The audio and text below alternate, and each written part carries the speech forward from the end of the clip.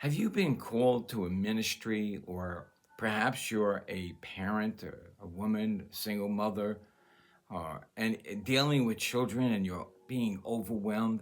You feel like you just can't go on. There's storms in your life that get in the way.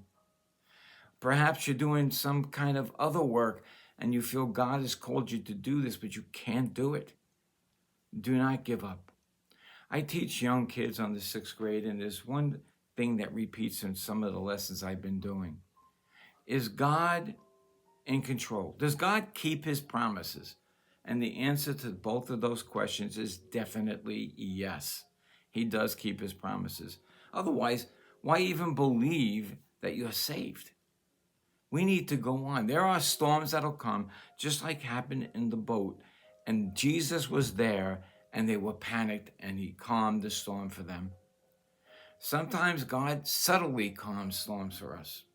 The example I'm going to use to you today is from the book of Acts chapter 23.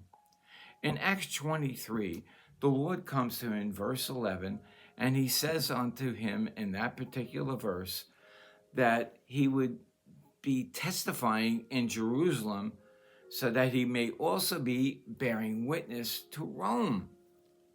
Now, in the midst of this, he's in his jail cell. So he knows from the promise, if you have faith and trust in God, that God's going to deliver him. What happened with Abraham? Same thing. God came to Abraham and says, go into this land I'm telling you to go.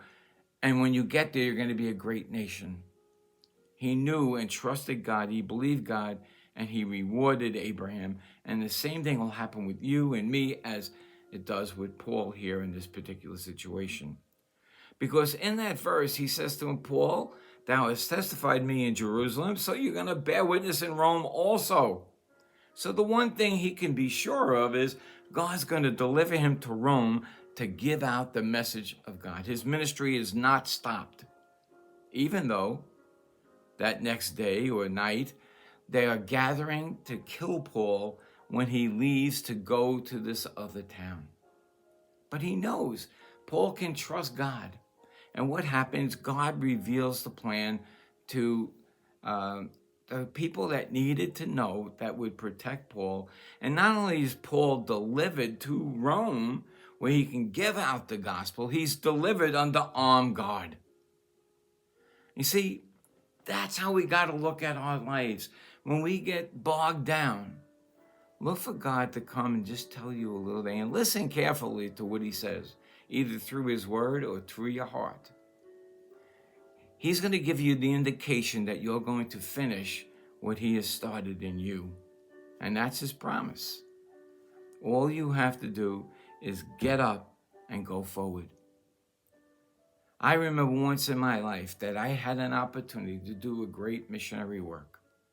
I did feel God was in it, but I was afraid to go because I did not have proper financing in my mind.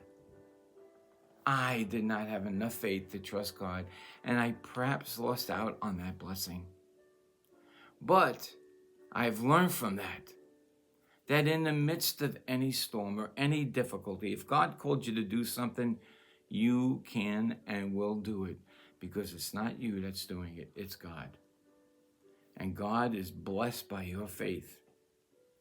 Your faith will make you a friend of God. Even if you're saved, you're going to be a friend of God because you trusted him on what he said.